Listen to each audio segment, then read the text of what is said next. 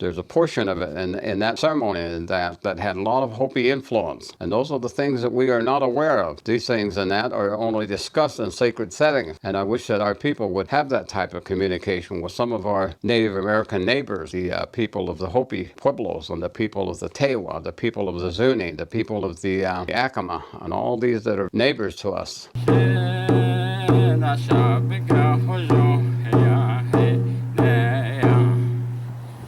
Teneni tleniki di na nakahannet di kat at kita hot in edi nago hannet betati aron ken nahagat is senda atat soto senda atat hannet atat di mai jo tloshet atat soto do hayugo ya di kat nan tim betati ako di kat to ba hota ni senda ni zade di kat ba da hoyos na ko da has nahas aago ei heti että neni kikat hasit ego ban sikhes atlai nitsen ola de di ba ko nitsen ei sin joba ba hannet ole tika ko. In the traditional teachings of our people, there are many things in that deserve a lot of discussion and information to be exchanged, and it's all contained in the language and also in the songs, ceremonial prayers, and the way that the ceremonies are conducted.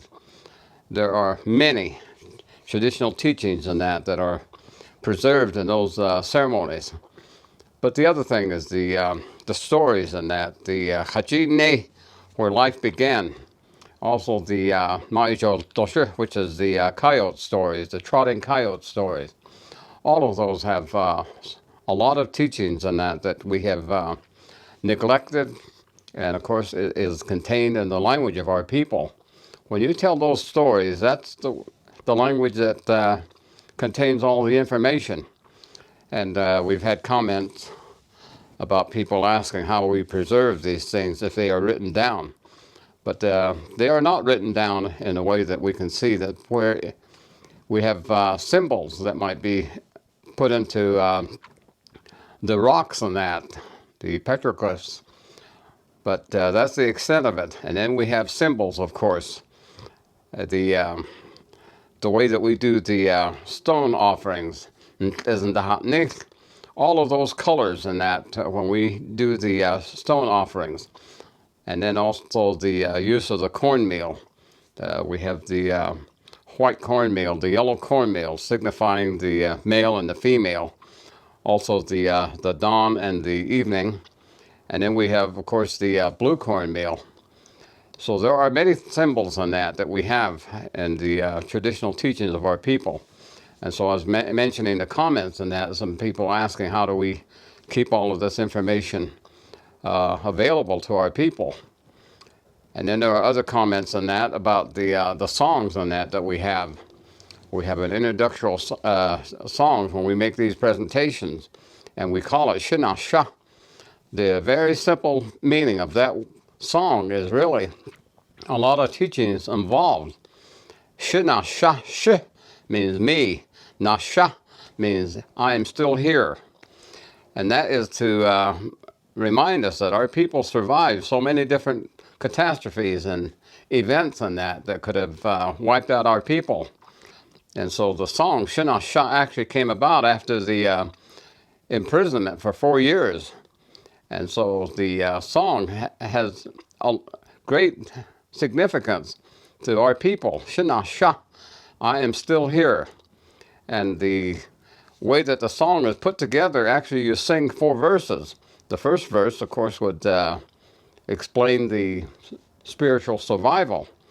And so all of the teachings and that, when we talk about the teachings, we say, the Nejaling, which means that when you are a surface person, and then people begin to ask all kinds of questions about surface people. Did they come out of the ground? No. None of the teachings of our Dene are hocus pocus or magic or even mystical. Everything is explained if you just take the moment to understand that we are following the plans and the way that the holy people thought of all of this and planned all of this and gave us life and gave us hope and gave us faith. And those are the things that we need to remind our people, is that none of this is mystical. There are so many things in that, of course, that our people are picking up that are the influence of people from the outside. And one of the great examples is the idea of being a victim. We are not victims, and we are also not to blame other people on that, the way some people think. And there is an issue right now with the idea of racism.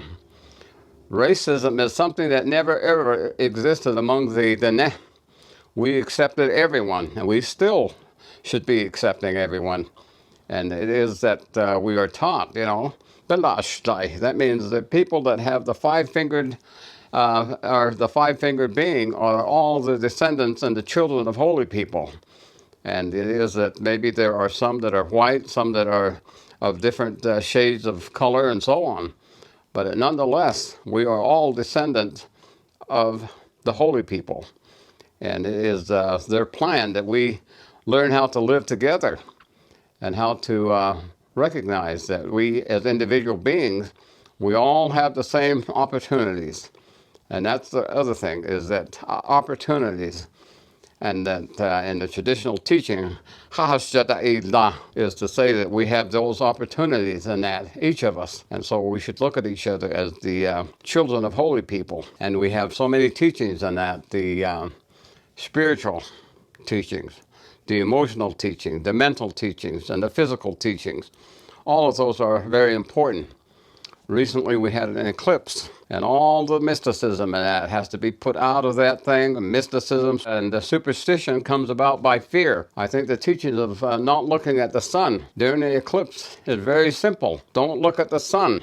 There's nothing is the teaching, and it's very simple. If you look at the sun, you're going to burn your retina, and you're going to become blind. So don't look at it. There's nothing. Was this sin though?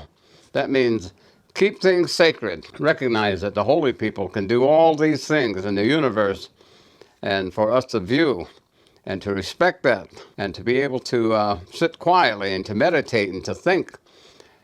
And that's the teaching, really. That's the pure and simple teaching of our Dene. But we put in all these other things and that, and we shut down places and that. I don't think that the holy people intended for us to do that sort of thing. And we've got to learn it from the traditional teachings, have to come from the songs, the prayers, the ceremonies, and the way that they are conducted. And the story of the trotting coyote and the Hajine, and even the story of Hajine is made so complicated that our people just don't have an interest in it. It's a very simple story, and we keep trying to explain those the very best that we can as to the way we heard and that we were told. And so there's so many things in the teachings of our people that are just right there and available for us to learn. And it is also the way that we can continue to be here and to be around for the generations to come. And right now we have the Yebiche season. Right now we have had in many places the first frost. Now we can begin the Yebiche ceremony. And it's the 9-day ceremony. And the Nast Eche is what we call it. We don't call it the Yebiche. We call it the Nast Eche. And that's the ceremony that closes out the season and brings in the winter season. Now that will take us over into the new year. But there's our calendar is the 13th moon cycle calendar. And so the month is probably now in this present day before the month of April or the spring equinox. In that moon cycle, before that spring equinox, that was the time that our people would put down their drum, put down their rattles or gourds, and would not make any sounds, because they want the hibernating animals to remain there. And then when the springtime comes, becomes the new life, new everything. The new plants sprout, and the new creatures are born and brought into existence. And the new season of the year begins with the springtime. Da is what it's called, and Da means the beginning. And so that is the teaching of our people. And then, of course, we have the fall season. Raja. That is halfway. It is not the first of the year. And it is the correct teaching that comes from the ceremonies and that we do. And the Yeba chair ceremony cannot be performed before that first frost. And so when we have that 9-day ceremony, after the 2 days first before that, and then we have the 2 sacred beings that appear, and the people bring out their corn pollen and their cornmeal, and they make offerings. And that particular ceremony that is open to everyone, Yanada Ichni, Banada Inni, is what we call it. And it's a time when you ask the holy people to forgive you. And it also is a time when you make promises to the holy people. And it's a time when you receive promises from the holy people that they will watch over you and that they will help you. And so it's a very important part of the ceremony. Banada Inni. And it is a time when we make promises and that to the holy people. And so it's a very important part of the ceremony and that. And the other part we try to explain to our listeners and our viewers, and we hope that you understand it's a very sacred ceremony, and it's the last of the ceremonies that is done before the 13th moon cycle. So when the 13th moon cycle comes about, then we lay the drums down, we lay the gourds down, the rattles down, and all of the ceremonial implements. And for that whole moon cycle, it is to keep things sacred, to recognize the holy things that the holy people have given us. And then in the spring equinox, then it's a new time of the year, the new seasons of the year, new birth, and new types of our environment is renewed. And so then begins the New Year cycle. And it's very important for our people to understand. Now, the reason that we share this is there are so many ceremonies in that are given to us. Some of these ceremonies, other tribes that we recognize, even the Pueblo people, the Hopi especially, so there's some contribution in that they have made to the 9-day ceremony. Now, there's a portion of it in that ceremony that had a lot of Hopi influence. And those are the things that we are not aware of. And these things and that are only discussed in sacred settings. And I wish that our people would have that type of communication with some of our Native American neighbors, the people of the Hopi Pueblos and the people of the Tewa, the people of the Zuni, the people of the Acoma, and all these that are very closely neighbors to us. And so we will continue to share a lot of these traditional teachings of our people. There are many things in that. One of the very first things is, of course, all of those things are so very important. The words contain so much instruction in that, is that everything is our choice, everything. And so it is your responsibility to choose wisely. And to remember, you are still here, and it is important to understand that you are an individual being that is the child of the holy people. You have promises that have been made to our people, and you have promises that you have made individually to the holy people. And don't ever take after the teachings that are available in the world that are misdirection. You are a victim only when you allow yourself to be a victim. You have these people that make you think that they are racist. Maybe they are, but you are not racist, and you are not a victim of racism. And so the things that we share with you are the things that we are told.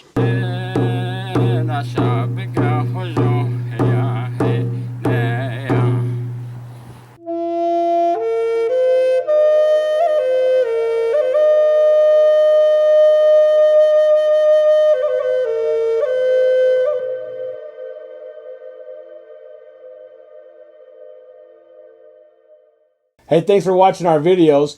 If you like what you see, don't forget to subscribe and hit that notification bell so you never miss one of our uploads.